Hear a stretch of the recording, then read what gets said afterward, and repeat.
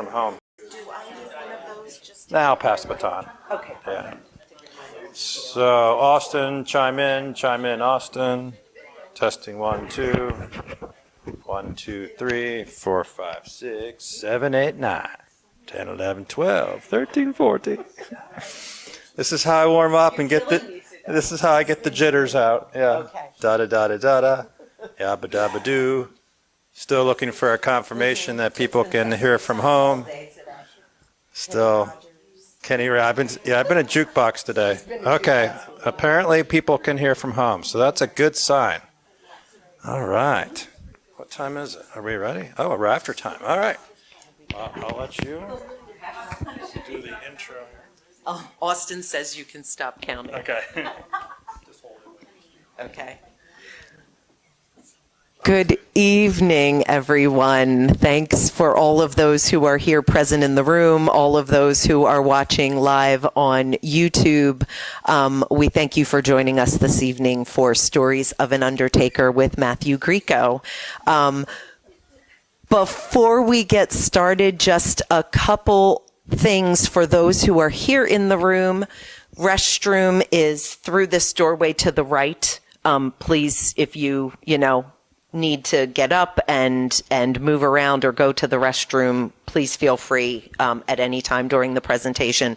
And again, water, snacks, all kinds of things up here if you need a drink or anything during this evening's presentation.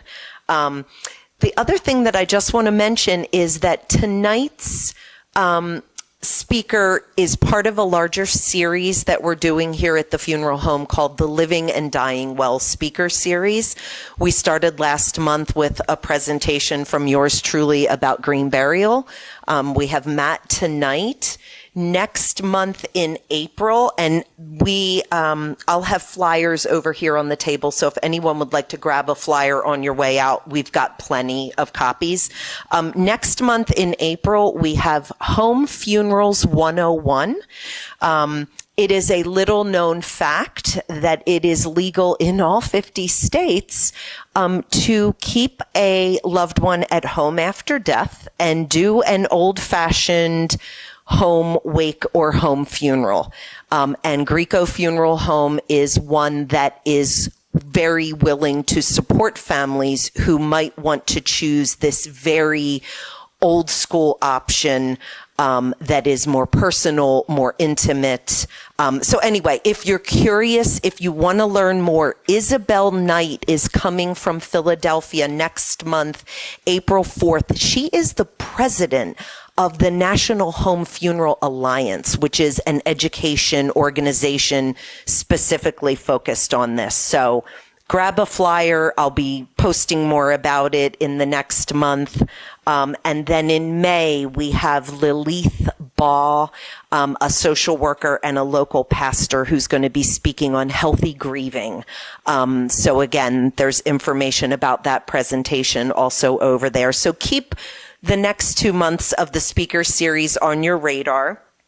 And the other thing that I'll mention real quick is on the second Monday of every month here at Grieco Funeral Home, we have our monthly discussion group, which is called Death Cafe. This is an international movement. I know some of you here tonight have been to the Death Cafe. We are basically the Kennett Square chapter of this organization. And we break people up into small groups and let them talk to one another about their experiences, their questions, their challenges, anything related to death and dying. It's a really wonderful experience, and people keep coming back month after month because the conversations are so rich and so rewarding. So anyway, just a couple other, things that we're offering here at the funeral home these days. And without further ado, I will introduce our speaker, 25-year in the area funeral director, Matthew Grieco. Thank you, Karen. All right. Very excited to speak about my profession. Get this little clip on. So I want to first acknowledge Reverend Karen Bonifacino and my sister, Susan Grieco, two of my right-hand ladies here at my funeral home and throughout my organization. Karen is also a celebrant, so she and I are both celebrants, and we do perform funerals all the time for those that might want a little bit of a different twist on a funeral, less of a religious funeral, more of a story of a life well lived. So Karen and I do that. Susan is my business manager. I have my parents here today, my mother, Catherine, and Bill Turner, and lots of other familiar faces. So, and my wife, yeah. Thank you. Thank you, Mom. And everybody can hear me at home still, Susie? Susan? Yep, I know her as Susie. Many of you might. So, death and public speaking. How does that resonate to you? What comes to mind when you hear those two terms, right? It's the most frightening two aspects of people's life. When they think about death and public speaking, they're terrified, usually, most people. I happen to do both, kind of have to. It's hard to be a funeral director or undertaker, I'll touch on that in a second, without being a public speaker. But with that said, I commend all of you and those watching to take on this topic of death and dying, loss. It's a tough topic, yet we all experience it. So, my goal tonight is to kind of demystify it a little bit, laugh a little bit, share some of my stories, hopefully give you some peace of mind and answer some questions. I don't like to speak too long when I do public speaking because you lose the audience, as we know sometimes. Hopefully I don't lose you, but there's also just tons of questions about what I've been doing for a profession for 25 years. So I want to open it up to you shortly here. Let's see, I have a little agenda here. So, live streaming, we've got that covered. So, Undertaker. A few of my friends the other day looked at this topic displayed on Facebook, and they said, Matt, why are you calling yourself an Undertaker? So, first of all, a quick funny story. I was down the street about 5 years ago at a local golf simulator, indoor golf simulator. Met a new guy. We were sharing pleasantries, and I asked him, what do you do for a living? He said, I'm in the trucking business. And he said, what do you do, Matt? I said, well, I'm a funeral director. I help people grieve effectively. And he stopped in his tracks and he said, whoa, you are an Undertaker? And he just couldn't get over it. I said, I've never known a funeral director, and all he could think of was Undertaker. So from that point forward, I was known as The Undertaker. In his New York accent, he would describe me all the time as The Undertaker, and that nickname stuck. Sadly, he himself passed away just 2 years ago from pancreatic cancer. He became my best friend, and within 3 years, he passed. He lived life big, and pancreatic cancer gets you quickly. 46 years old. And I'll talk more about my losses in life shortly, but I am the Undertaker. But the term, if you Google it, Undertaker term, undertaking, modern embalming, comes from 150 years ago, roughly, when it came about in our country. Modern embalming really got its start during the Civil War period. Dr. Thomas Holmes received a commission as a captain in the Army Medical Corps and was assigned to Washington, D.C., where he embalmed many Army officers killed in battle. He reportedly embalmed over 4,000 soldiers and officers. President Lincoln took a great interest in embalming and directed the Quartermaster Corps to utilize the method to allow Union dead to return to their hometowns for proper burial. So that's where undertaking really got its term in our country. And from there, the profession evolved. So I like to say in my career, my 25 years, I've seen a little mini evolution of our profession. First, we were known as undertakers, then morticians. And morticians would go to your home back in the day and prepare the dead at your home, and the dead would be laid out in the parlor. That's where the parlor term came from in Victorian homes. And then we evolved into funeral directors, which is more commonly known, and we invented funeral homes. I like to think of myself more these days as an event planner. If you've met with me to plan a funeral in advance or a time of need, I tell people all the time, look at me as your event planner. I get a lot of things done in a very short period of time, like a wedding planner. And so that's my evolution. That's my term of the evolution of what I've been doing. We'll talk a little bit more about my locations shortly as well. So why did I become a funeral director? Well, my mom will appreciate this, my wife appreciates this, and we'll appreciate this story. You know, it's not something that you wake up one day and say, I want to be a funeral director. That sounds exciting. It was really usually a trigger. And historically, it was probably 80% of funeral directors were second, third generation owners. Today, there's a lot of people like myself, first generation funeral directors. I lost my first stepfather when I was 16 years old. of 8 years. My mom had been married to Keith for 8 years, and he was suddenly killed in a bicycle accident, raising money for the American Diabetes Foundation in Mullica Hill, New Jersey. Killed instantly, our first exposure to a sudden loss. By the grace of God, my mom fell in love 2 years later and was about to marry Larry Bowling, and he died of colon cancer. Moving on, she married Bill Turner. He's still with us. Yeah, 30 years now, Bill.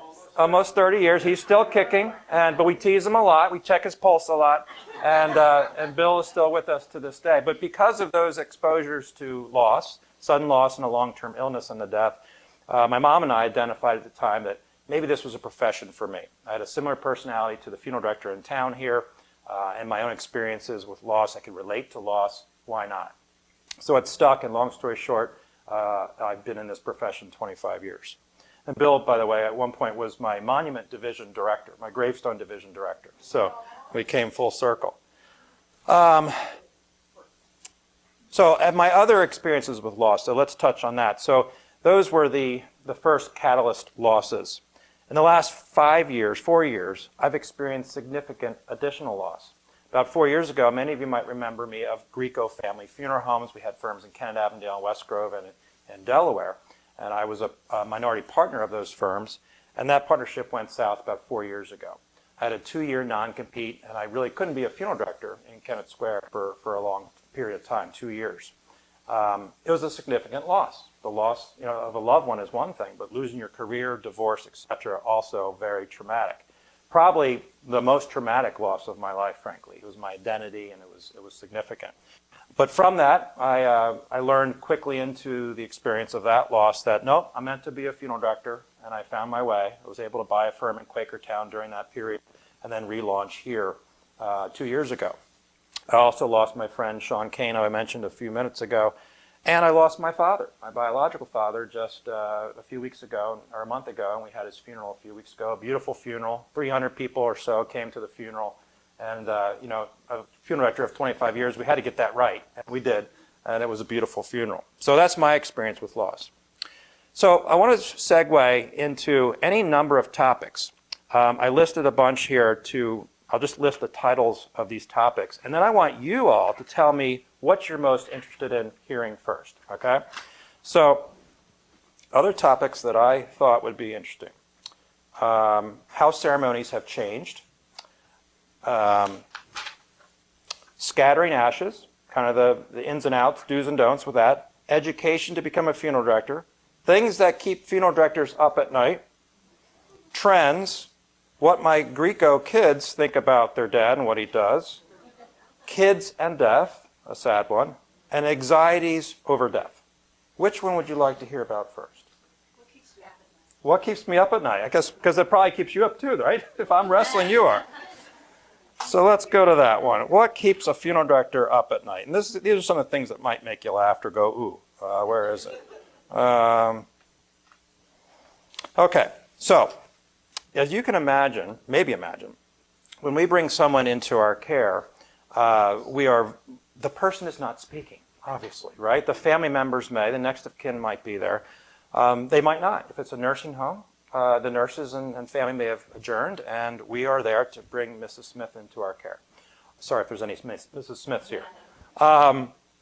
When we do that, we notice things. Rings, a teddy bear, a blanket, clothing that they're wearing.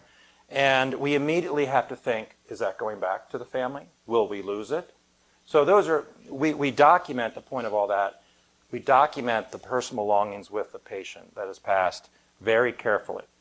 We work hard to ensure that the chain of custody of that person throughout their experience with us, if you will, if they're being buried or cremated, that we identify at every point in our building where they are. So when we return the ashes, for example, or the deceased in a casket, we know it's that person that we say it is. We've had, though, because we're human, just in the last year, we lost a ring. So the ring, we were able to find through security cameras in my building, fortunately, about where the ring was lost. But we still couldn't find it for about 2 months. So that was one of the things that kept me up at night. We performed the funeral. We admitted to the family that we had lost this family heirloom. It was a ring of probably 2-3 generations, a diamond ring. And we felt horrible. And I was about ready 2 months later to say to the family, after searching and debating what we should do, that, listen, we're going to give you the funeral. We're not going to charge you for it, in hopes we don't get sued, because lawsuits do happen in our profession very easily, emotional distress that people can suffer from. And one of my staff, by the grace of God, finds the ring. He's in the garage, and the one trash can we hadn't checked, as he said, I saw the little guy just blinking at me. I'm not on site. This is up in my funeral home in Quakertown. My sister texts me, and you'll never believe what we found. I said, the ring. The ring, please. And it's a picture of the ring in the text. And I nearly had my own heart attack when I saw that. So that's one of the things that keeps us up at night. When we plan a funeral, we have a checklist of things that we need to plan for. If it's a burial of a casket, of course, there's the casket, the vault, the flowers, the minister, the location. There's a 20 to 30 point checklist of things that we need to follow and make sure we get them all right, because you got one chance to get this right. And every funeral director, I've always said this to my apprentices and other funeral directors that join us and our team, that you're going to forget to order a casket or a vault or the flowers at least once in your career, right? The worst one probably is the vault. So the vault is what the casket goes in if it's a traditional burial at the cemetery. And so the one time that I forgot to order the vault, we show up at the graveside. I think I had got a warning call from the cemetery that the vault wasn't there. And we simply pivoted. You know, I don't think there's any other profession where the professional pivots eloquently. And that's another one is missing the cemetery in procession, you know, missing it. And invariably, families have said to us, you know, that was Bob's way. He would have always wanted it that way, that we missed his last, the turn or something. So we gotten away with some of those things. Not all of them, but the missed vault, we would do a dummy setup. We'd have the casket on a device, and we would say to the family, listen, the vault's going to be coming in an hour. We're going to see it through, and we took care of it. But missing the cemetery, I did that once as well, missing the cemetery entry. And we drove right by. We had to do a little loop to get back. So those are some of the things that keep a funeral director up at night. What else keeps me up at night, Sherry? Oh, good point. Thank you. I'm so glad you came. So we're on call 24/7, as you might expect. And my friends always jokes, well, Matt, they're not going anywhere. Why would it be such a big deal that you're on call? Well, so because we have to respond, obviously, to where they pass, whether it be a home, hospital, well, not hospitals, but nursing homes. Homes would be the common places where we need to go immediately. And we go within an hour to 2 hours. We share on call. There's a 3-director team that I have and myself, and we share being on call a couple nights during the week. So from 8 to 5, or 5 to 8 a.m., we're on call to take calls from those that have passed that night, possibly. I'm on call tonight, actually. So I just asked my team to cover me. All right, other topics that you might want to hear about. Scattering ashes. So the biggest thing that people ask is, Matt, is it illegal to scatter ashes? And I say, it's not illegal. Think of it this way. If you scatter ashes on public property, out front here, in a park with people all around you, you are by definition littering. That's what's illegal. So scattering in and of itself, it's not illegal. It's where you do it. Could be illegal. I compare it to the story that we heard on the news 15 years ago, maybe. A lady had her son's ashes. She was at the Eagles game, and somehow she got on the field, and she was scattering ashes out of the bag onto the field because obviously her son was an Eagles fan. That's not discreet. That is kind of illegal.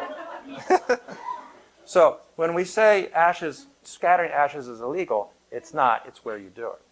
The other thing I say about scattering, though, is that it can be a messy experience. So give some thought to it. The wind, the elements on the boat. You go on boats all the time. I'm sure you've probably scattered ashes on a boat at one point. Yeah. Not me personally, but I've been on the boat with Great. friends did that. Was there a lot of thought that went into it? Yeah, we definitely watched the wind. Okay. Yeah, it worked out great. It worked out. Yep, but sometimes it doesn't. The boaters are aware of the wind at all. Exactly, yes. Yeah. So knowing your conditions. My grandfather, my mother's father, Wilson Whittle, he rest in peace, my best friend growing up, would occasionally scatter ashes out of the plane. And I think he did it once because where are the ashes going to go? Right back into the plane. So I've heard that many times. We nowadays didn't have this when I first entered the profession. I'll grab one right here. We've come up with tubes, scattering tubes.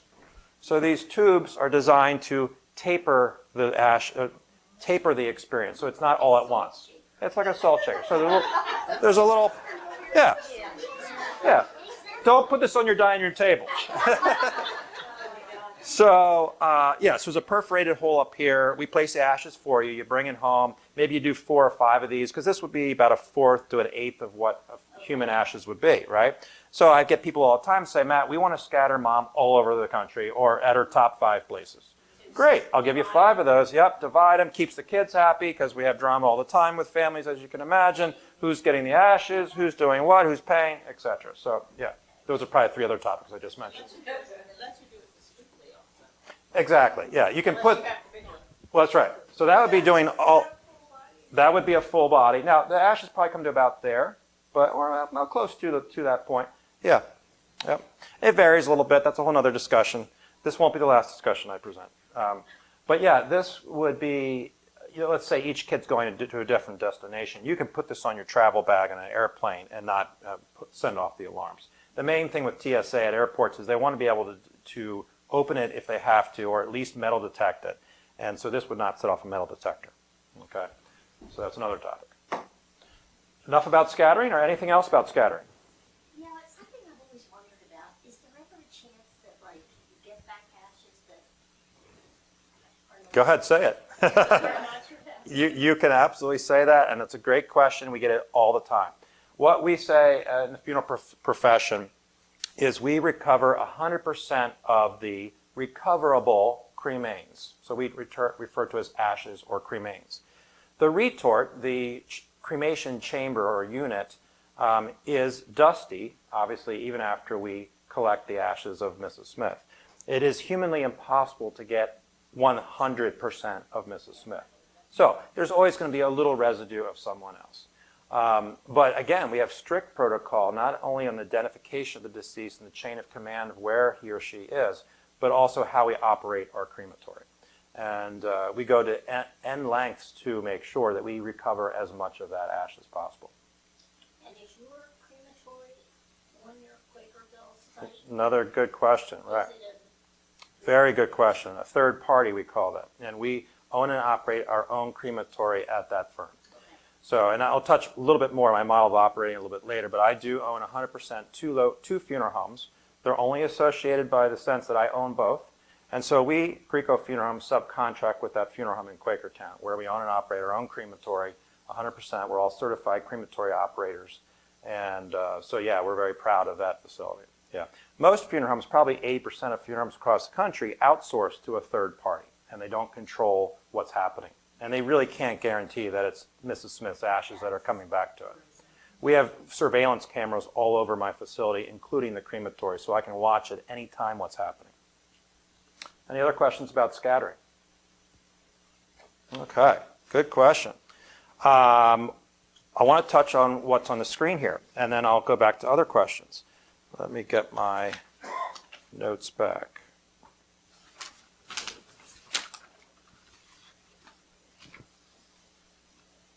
Best locations for a funeral. So that's what this slide shows about. So, and I think it's one of the biggest evolutions, frankly, of my career of 25 years is where do we do funerals? Historically, we all know that funerals were in churches and funeral homes. Well, that's certainly changed with cremation becoming the predominant choice of what we call disposition. I would say in this community, we're probably about 65 to 70% of folks are choosing cremation these days. And so with that, you have more flexibility, right? If the deceased, the body in a casket is not present for the ceremony, you have that flexibility to take the ashes wherever you want and remember Mom, right? So that's been a trend for a while, but especially in the last 5-10 years. It's also why when I relocated here or opened this facility, that we went more with an office concept, and I'll share more about that. So we don't do ceremonies on site here. We don't prepare the deceased here on site. This is more of a funeral home office. About 3 to 4 years ago, this funeral, probably actually the last 2, happened at a barn in West Grove. So I'm going to show a couple slides here. And this barn was built, the family built it for their son or daughter that was about to be married, and they used it for the wedding. Well, weeks to months later, they had friends that passed. They engaged me as their funeral director, and we realized it was during COVID as well. that outdoor funeral, even though it was October, might work. And it worked beautifully. So we have the setup here with the urn, the speaker behind there, and some heaters, and it worked out beautifully. Certainly, funeral homes are still relevant. The funeral home that I bought in Quakertown is the most state-of-the-art facility. It was built in 2009, 11,000 square feet, a crematory, 19 acres. It is. I've owned funeral homes. I've seen many, but it's one of the nicest I've ever seen. I'm very grateful to own it. And this was a fireman's funeral. So you can see the flag displayed over 2 ladder trucks in front of the funeral home there. There's my hearse. And so that's an example of a fireman's funeral at my facility in Quakertown. I do like to toot my own horn, those of you that know me. Okay, bump, bump. I've been playing trumpet since I was, 10 years old. Keith, my first stepfather, was a trumpeter in the band at University of Delaware. He had a trumpet. I figured, why not? Let's play trumpet. So, best thing I ever did. One of. You're the other. And so I picked up trumpet and played in the blue band at Penn State. And fast forward, I've been able to use it in my career. So for veterans, I play taps all the time if I'm around. If I go to a graveside for a veteran and I hear the recording at the end of the horn that you sometimes hear, sometimes these trumpet with a speaker at the end of the horn, they push the button and the battery's going. It's a very sick sounding taps. I cringe if I ever hear that. But this is my facility again in Quakertown with the flag at half-mast, and this is an example of a veteran's funeral. I went to Arlington Cemetery for interments. It's not the greatest picture of me, but it's a selfie, so what do you expect? Selfie of Matt on the scene. I know, you can't take me anywhere, can you? So how many people have been to Arlington Cemetery in Arlington, Virginia? Okay. I've got to say, and if you've seen any interment ceremony there, the most moving ceremony on the planet.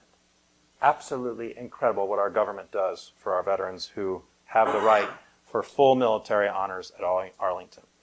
If my friend Diane Bieberbach is watching, forgive me, I have a little picture of her family there. Her husband Len was interred there. I got the honor of doing his funeral.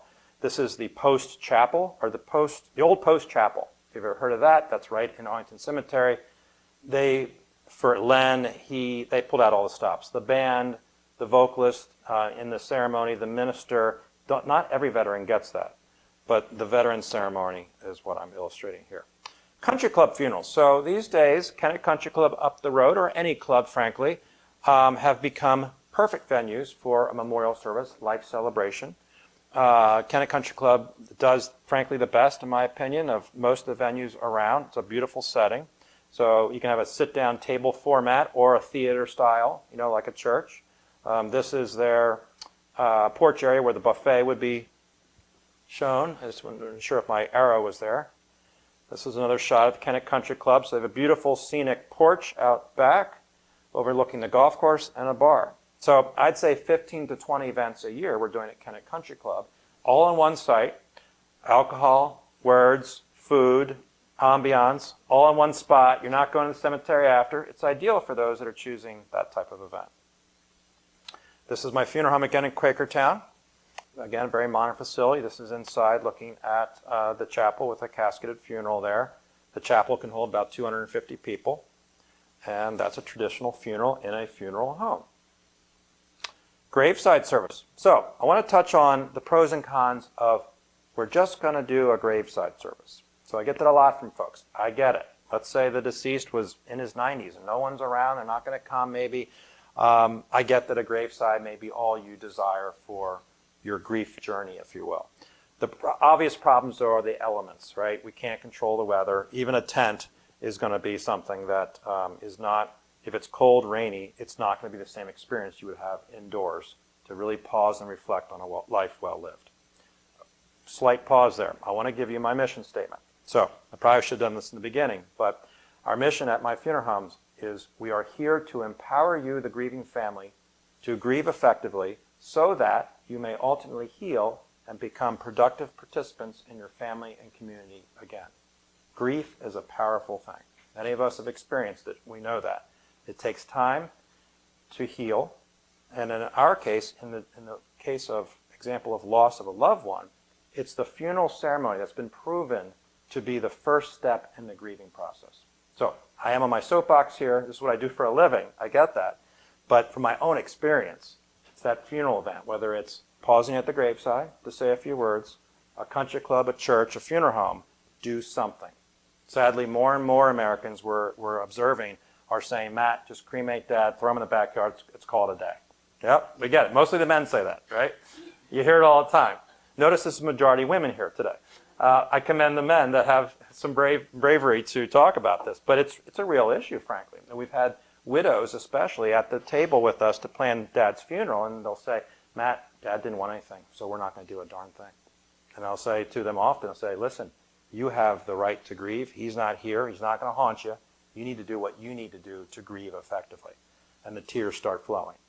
So if you remember nothing else today, understand that grief is powerful, that ceremony is very helpful, and there's many ways to do it. Okay, so this is just a graveside, not just a graveside. It probably worked for that family.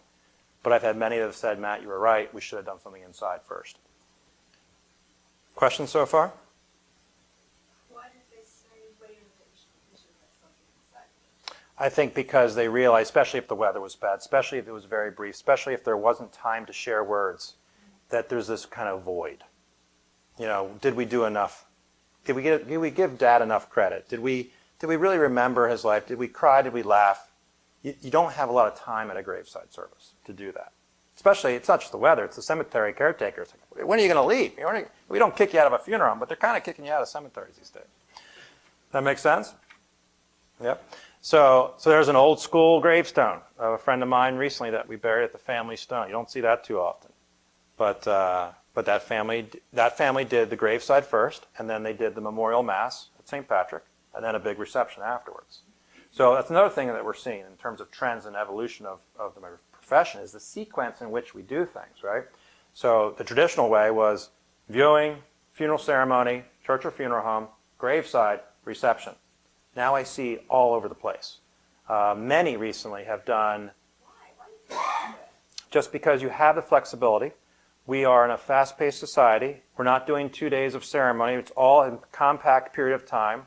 Anxiety over greeting people. There's anxiety. We have so many anxieties over loss and death and greeting and publicness and all these things. People are private or public.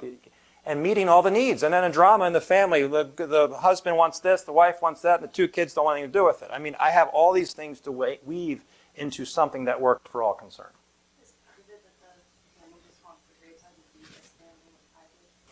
Right, and that goes with the private versus public. So Sherry was saying, many are doing the interment piece private, so we'll do that first. Then we'll have the mass, and then instead of doing that long receiving line, that can be whatever you think in the church. Maybe the church doesn't allow it. They do it at the reception after. What I tell people is, listen, well-wishers, we the well-wishers going to an event, no matter where it is, are there to give you love and support. We want to do that. It's what we humanly want to do. We want to reach out and give comfort. So if you give if you do three things, you've given your well-wishers 3 options to greet you. So there's no wrong answer. It's just whatever accommodates. Does that make sense? Different, but that's some of the trends. Yeah. So this was I call this a classy funeral. Not that all funerals shouldn't be classy, but this family chose some really classy things, in my opinion. And they had a string quartet from the Kent Symphony play at this church funeral. The urn's right in the middle there. And it was beautiful. I'm a musician. I'm a trumpeter, so I love classical music at a funeral. Okay? This is Willdale Chapel up the road from us here. Willdale and I have a good relationship as well, and so we'll do funerals there where we need a really large venue. We need a large screen for the slideshow to be playing music. Their technology there is state-of-the-art. They probably have a $50,000 to $100,000 sound system there. It's really an amazing church. So that's Willdale Chapel, an example. And that's an example of a modern church. So it's not the old school creepy church feel. If you might think they used to be creepy, I kind of did. It's more of a modern event hall kind of thing. Outdoor funerals. So this was at a farm in Unionville about 2 years ago. This gentleman worked on this particular farm for many years. Loved John Deere tractors. There's the tractor right next to the setup. Isn't that cool? So a lot more work, no doubt. But again, who'd you call? You called the event planner, right? So we made it happen. And I never say no. I say, Matt, can you do that? Can you do that? I'll find a way. I'll find a way. And my team helps me do that. So that was a good one. We brought Karen was the celebrant, and yeah, we nailed it. I think everybody was happy. All right, so those are some slides about venues for funerals. Other topics. Any other questions at the moment while we pause for a station break? Okay. I told you why I became a funeral director. Other topics, webcasting. So, COVID. I mean, COVID alone could be a whole discussion, right? And how we navigated during COVID as funeral homes. And I can talk about that. But webcasting was probably the most lasting effect, or live streaming, of COVID in the funeral home setting. We had to immediately pivot. We had webcasting ability at my funeral home in Quakertown, but we're not using it every funeral. With only 10 people allowed in a building for a funeral, in part during COVID, at least in part, we knew we had to webcast, and it worked well. Nowadays, we do it almost everywhere we are, and it's become easier to implement. We put a link to the funeral on the obituary page of the deceased on our website, and people know they can click there and watch the funeral. Church is the same thing, right? More and more people aren't going back to church because they can watch it at home. So there's some blessings there and some difficulty in terms of attendance these days because we can all go online from home. Tonight, I'd say half of my audience is at home right now watching this. So that's gratifying, but also just a change. So webcasting is a big change for us and a good change. Religious versus non-religious funerals. That's probably another big thing that's happened in my career in 25 years. And more people aren't going to church. They're probably still spiritual, but maybe not religious, or religious at one point, but now not attending. And so when someone passes, they think to themselves, well, what am I going to do? I don't have a minister. I don't go to church. Let's just call it a day. I think it's another reason why people aren't doing much in the way of ceremony for funerals, or some people aren't. And so Karen and I, over the last several years, have become certified celebrants. I became a celebrant probably 10, 15 years ago. One of the best things I ever did. I took public speaking training to get over my fear of public speaking, in addition to becoming a celebrant. And so a celebrant-led funeral is one that's more about the person's life story, less on the religion side, although we can do both. We take a lot of time to create mom's story. We'll interview the family. We'll write it out. Some families will write it out for me, and I'll tweak it a little bit, make it my own. And it's profound. People leave the funeral, often, Karen will tell you this as well, saying, you clearly knew Bob. I said, no, actually. Or I'll say, yeah, I guess I did. It's because we took the time to get to know the deceased. And it really resonates with folks. It really shows we care, which we do. And it's interesting. I have a lot of fun doing it. Karen loves it. We love doing celebrant funerals. And we can do it anywhere. That's the other beauty. We've done it in some churches if they'll allow us, but usually it's backyards, country clubs, halls, and funeral homes. Best locations, we talked about that. I have a question. Yes, please. Obituaries. Are you ever asked to write them, or do you always just use whatever the family gives you? Very good question. So I would say 95% of the time we are doing the obituary. Oh, really? If you go to a funeral home and they say, go ahead and have fun, do your obituary, they're not doing their job, in my humble opinion.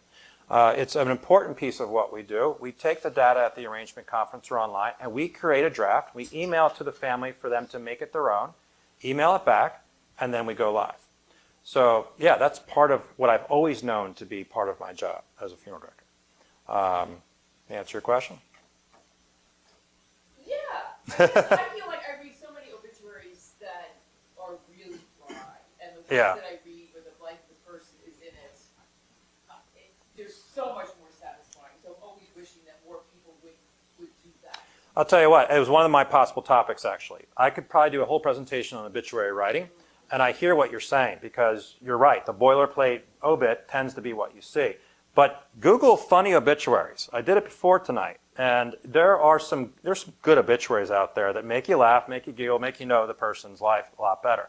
Now, I think part of the equation, though, is how much of their life is going to be shared at the ceremony versus should be shared in the obituary. Because you also see these biographies that are 2 pages long, and you think, okay, that's great, but just give me the highlights, and then let's hear the rest at the funeral. So, again, no wrong answer in what an obituary looks like, but I'm starting to see more and more funny ones. So, which, put the fun in funeral, right? So other places I've done funerals, Winneter.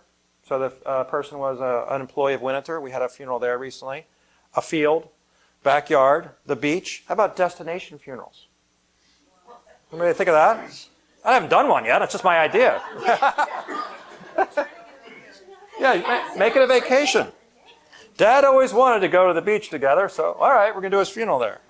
Or Bahamas. Here's one for you. How about having your pre-funeral funeral? What do you think I mean by that? What if you have your funeral with you present, audible, hearing, talking, before you die? You've thought about that for years, Bill? Exactly. Why not hear about all the good and the bad in person? Nancy?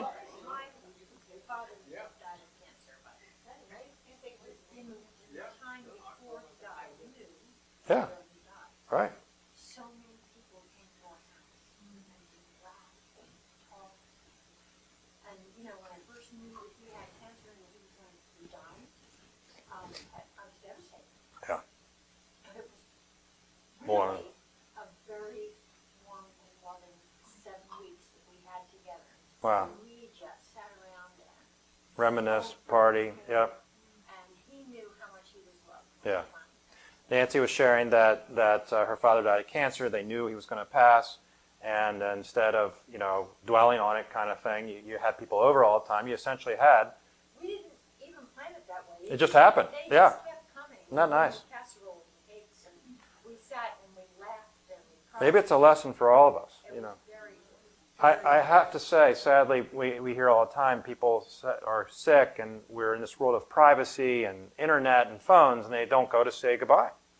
And we used to do that, didn't we? I think it's also a good way to get the memories, the family memories from writing down. Collect because them. Once they're gone, you don't have any Document. history about it, documentation, and Yeah. the memories are gone. Yeah, good point, Sherry. Yeah. My mom, who died the day after Christmas, the week before, told me on Friday night, tomorrow I'm having a party. She was dying of cancer. Yeah. Was bedridden at that point. I said, "You're having a party? Well, who are we inviting?" Oh, and she gave me the list of people, and the next day at 8 o'clock, she's on working comp. We're giving her champagne. Her best friends are there with her family, my mom's family, and we were celebrating. Yeah. Yeah. So That for was 35 years ago. wow, yeah, way ahead of our time, right? Maybe we need to go back 35 years ago for a lot of lessons, don't we? Yeah. So this woman was saying that her mom, is your mom?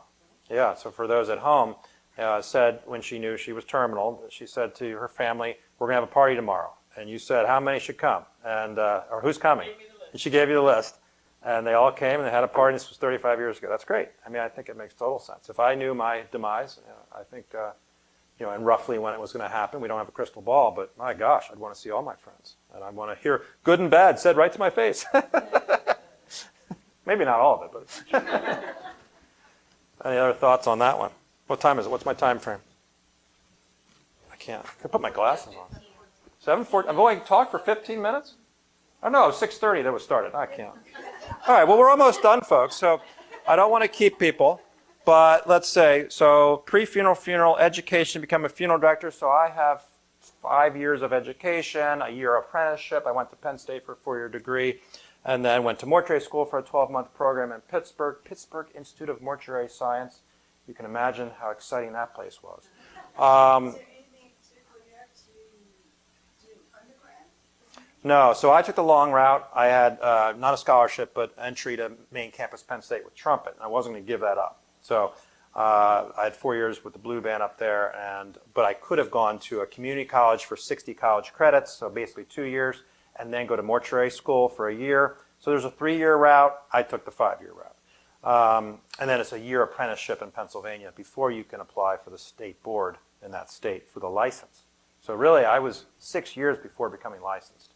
A little too long, but it worked out, and I wouldn't change a thing. And every state's a little bit different. Some states have an embalming license and a funeral director license. Pennsylvania has all one license. You have to be able to do everything. I don't do embalming. I have people that do that much better than I, but I'm trained to do all the above. For mortuary school, yeah. 18, 19 at college, and then 23 at mortuary school. About 26 when I became licensed to have my first firm. Is embalming required?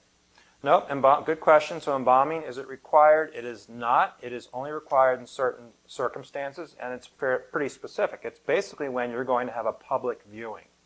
We often, for families choosing cremation, will have an opportunity to come see the deceased before the cremation. We don't require embalming for that. There are some circumstances where it'll be a closed casket, and we'll have refrigeration care up until the day of the ceremony. The deceased is placed in the casket, it's closed, and it won't be opened again for the public at the church or funeral home. So, so that's when embalming is required. When you do, recently had someone who can't know it. You prepare a body for that. It was 3 days long. Well, so she's asking about in-home, what do we call them again? Home funerals, yeah. Yeah, it was an Irish wake. Oh, was it? So, and you saw this recently? Okay, because it's not coming back quickly, but I think it is coming back. I would say, well, twofold. One, we would still prepare the deceased, possibly, and bring them back to the funeral home. I was going to say this, to the home. The law in Pennsylvania, and Karen will speak more to this, actually, because I'm not totally versed yet on the home-based funeral per se. I have my version of it. But the law in Pennsylvania states 24 hours after death, one must be buried, refrigerated, cremated, or embalmed. So my view of a home funeral would be if they want the body present on the couch like an Irish wake, we still have to embalm the body and then bring it back. Or at least have it probably in refrigeration care and then bring it to the home. Dry ice. Okay. Yeah. See, dry ice is foreign to a funeral director. We don't deal with dry ice, but I will if I have to.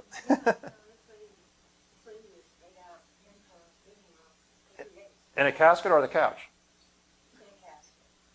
Okay, so she may have been embalmed, or the casket may have had dry ice in it. Yeah. I did too. Other questions? Yeah, so my kids, what do the kids think about their dad as a funeral director? What do they think, Sherry? They're so engrossed in their devices like every other kid. I'll tell you this. My son is the only one of the three. I have 14, 16, 22. Peyton, Wilson, Jordan, in that order of age.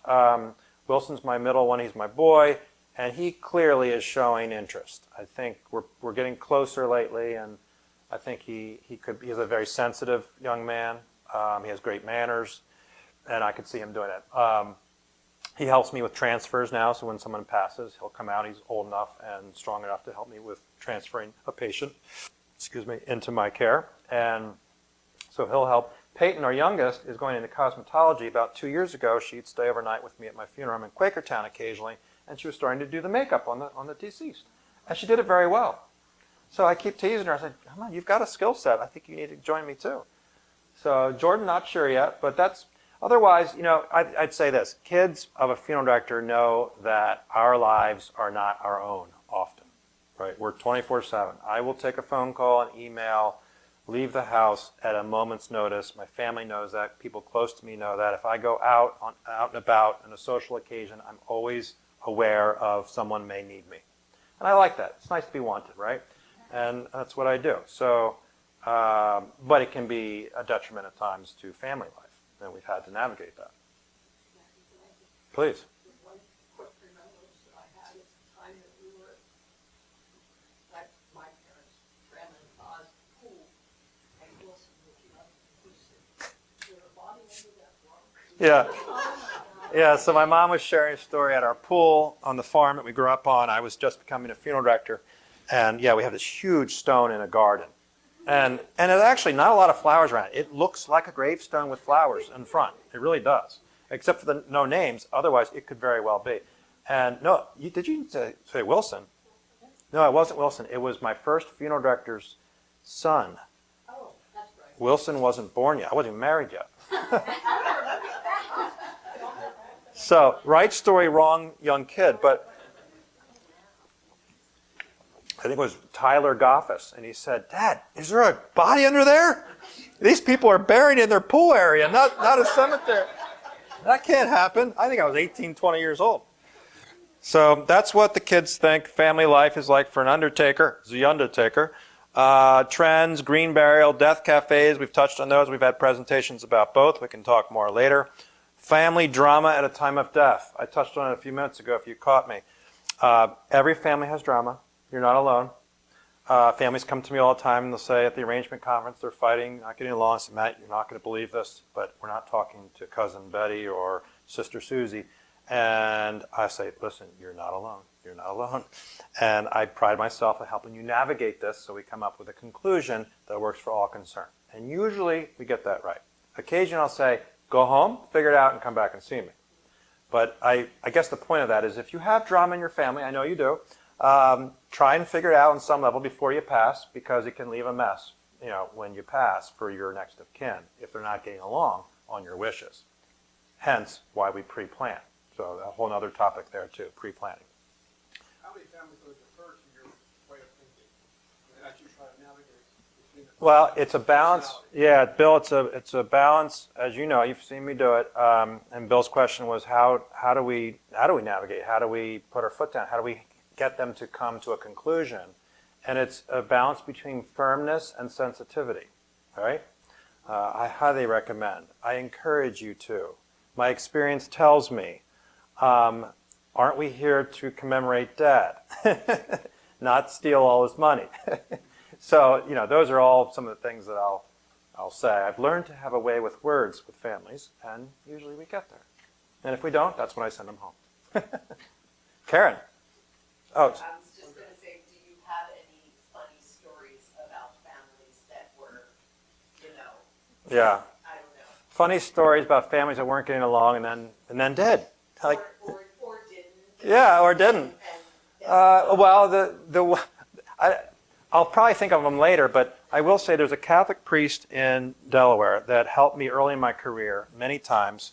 Father Dillingham, I love the man. If anybody's watching, he's a great priest in St. Mary's in Hockessin. And I got word of mouth that he would be one that would be willing to do funerals for me when the family didn't have a minister, and they had to be Catholic. And 2 in a row, 2 years apart, the family was dysfunctional and had foul language. And both times, the F-bomb was dropped outside the funeral as they're leaving. And this Catholic priest said, now Matthew, how much fun are we going to have today? So, so from swearing to yelling to all kinds of shenanigans, we've seen it all in funerals. Let's say the next of kin was in prison, had to be released in prison temporarily to come to the funeral of his dad, for example. We've had that a couple times. So you have police, undercover police with guns, and we bring the convict in to say goodbye to Dad, and then they take him back to prison. So we've had that scenario. But yeah, so you could, any conflict that people have, they have the same conflict when someone dies, and we have to navigate it. So, yeah. If a family's, say, fighting over money, Yeah, which I'm sure is common, absolutely. are they, what aspect of it is it? Is it that they don't want an expensive casket, or they don't, they want to make sure that they're doing what the deceased wanted, and they're not sure what that person wanted, so they're fighting that? What's the main thing? I'd say your first is accurate. Let's say the funerals can go anywhere from 4,000 to 20,000, right? So the average is 6,000 for our firm. Between families choosing cremation and burial, averaged out, it's about 6,000 depending on what you're doing. The average burial is going to be in that higher range, and the average cremation will be in the lower range. So yeah, there you go. So Dad want to be buried. Well, I don't want to spend $14,000 on Dad's funeral. I want to spend $6,000 because I'm inheriting some of his money. What's left? So yeah, you have that. Now the beauty of it is we're going to acknowledge the person who's in charge in that family, and they're going to make the final decision. And that's where I get firm but compassionate. I'll say, listen, with all due respect, we need one chief and a bunch of Indians. And if you're not sure who's going to be in charge, or you're not sure what you're going to spend, I encourage you to go home and figure it out and come back and see me. And these are the 2 scenarios you can come home and debate at home about, and then come back. So who's in charge? On cremation, it's more than that. The order of people in charge of the disposition is living spouse. If she or he is deceased, it's an adult child. If they're deceased, it's brother, sister. So this is the chain of command on our chain of disposition, if you will, I'm forgetting the terminology, to determine if the person is going to be cremated or buried in Pennsylvania. So that's a really big one, actually. Another one, if you take nothing else tonight, take home with you, that if you predecease your spouse, your children, adult children, are in charge of the decision of cremation, if it's cremation. If you have 3 kids and 2 want burial and 1 wants cremation, the 2 that choose burial trump the other. So, so keep that in mind. We can talk more about that later, and there's some documents you can put in place to make sure you get your wish. But I've had many nightmares on that. I've had people report me to the State Board of Funeral Directors because they didn't like my direction, which is totally by law. So it's complicated. Did you rearrange funerals, like before I die, I can come to you and we work out everything and it's just a matter of Yeah. being paid later? That's right. So the question about pre-planning, again, that could be a whole hour's topic, but pre-planning is absolutely what I would think every funeral home across America would perform, would do. It's one of their services, if you will. And I'd say pre-planning is anything from stating your wishes to your next of kin, to going to the funeral home and seeing a funeral director and getting it on paper, to funding it. Those are the 3 areas. And the reason you do it are the things I've already mentioned, that you want to make sure it's in place so your next of kin aren't arguing about what mom wanted. You can prepay it, absolutely, so it's locked in. It's an insurance policy usually. Some funeral homes use a trust. We use an insurance policy. Locks in our fees. We choose to lock in our fees at today's rates, other than cash advances, cemetery fees, newspapers. And so if you pass 10 years from now and it's funded at today's prices, the growth in the policy will cover any increases over time. And so you can say to your kids, I've got a policy with Matt's Funeral Home. You just call Matt. It's all in order. The only thing they're planning is the date and time of the service and finishing the obituary. So highly recommended, big weight off their shoulders. One caveat. I've always said this, that planning a funeral for your loved one in and of itself is very cathartic, right? You know, you're planning that event, you're talking about mom's life, you're gathering together. There's a lot of power in that, a lot of healing. So the pre-planning piece I recommend to be, do you want cremation or burial? Maybe fund it, maybe choose where you want the event, but even that, let's have the next of kin. Funerals are for the living, not the dead, if you think about it, right? They're the ones experiencing grief, not you. You're looking down and realize, oh, this isn't about me. This is for my survivors. And they're 100% transferable. Yeah, and there's other aspects to prepaid policy. They're transferable, so if you don't like me, I go out of business, you move, you can take that policy anywhere across America, and it would behoove of that funeral home to honor that policy. If they don't, you can negotiate, but that policy often will work at another funeral home across America. Well, folks, I covered a lot, and I could speak longer. I love talking, but any other questions? Greco, kids and death, anxieties over death. Oh, well, let's just finish with this. What do I want when I die? The good news, you won't know. You can say whatever you want, but you're really not going to know. I'm a funeral director. Oh, you love this. I've been saying a lot lately, haven't I? I'm a funeral director. I now have the option of, I've been doing this for 25 years. We have the option now of cremation, burial, and now green burial. I'm highly considering green burial now. I still don't know what I want, and I do this for a living. So you might, and there's also body donation. Yeah, you're right, absolutely, body donation. That's a whole other topic. All my friends are dying. I want to plan, but my husband doesn't. I get that all the time. Yeah. Right?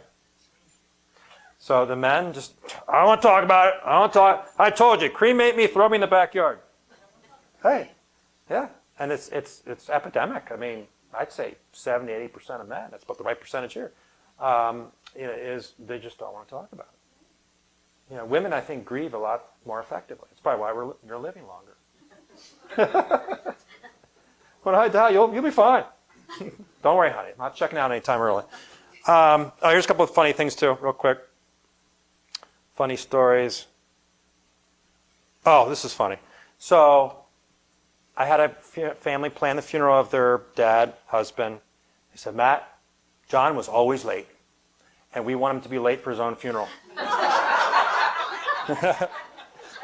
I laughed out loud just like you did. And I said, I got it. I already know what we're going to do. But they already did too. So no, Matt, he was cremated. We're going to start the funeral at our church, 11 o'clock. I want you to show up the aisle at 11:15 with the urn in hand.